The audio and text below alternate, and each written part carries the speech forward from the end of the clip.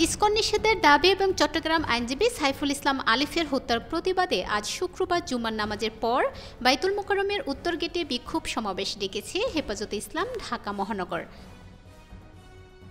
বৃহস্পতিবার জামিয়া রাহমিয়া আরাবিয়া মোহাম্মদপুরে হেফাজত ইসলাম বাংলাদেশ ঢাকা মহানগরের বৈঠকে এই সিদ্ধান্ত হয়। বৈঠকে সভাপতিত্ব করেন ঢাকা মহানগর সভাপতি মাওলানা জুনায়েদ আল হাবিব। নেতারা বৈঠকে বলেন, দেশে পরাজিত শক্তি সনাতন ধর্মীদের একটি অংশকে ব্যবহার করে বিশৃঙ্খলা ও নৈরাজ্য সৃষ্টির পায়তারা চালাচ্ছে। এর অংশ হিসেবেই দেশকে অস্থিতিশীল করার অপতৎপরতা চালাচ্ছে ইসকন। গত মঙ্গলবার চট্টগ্রাম আদালত প্রাঙ্গণে আইনজীবী সাইফুল ইসলাম আলিফকে যেভাবে কুপিয়ে ও জবাই করে হত্যা করেছে তাকে গৃহযুদ্ধ বাঁধানোর অপপ্রয়াস ছাড়া আর কি বলা যেতে পারে। বৈঠকে শুক্রবার জুমার নামাজের পর বাইতুল মোকাররমের উত্তর গেটে বিক্ষোভ সমাবেশ করার ঘোষণা দেওয়া হয়।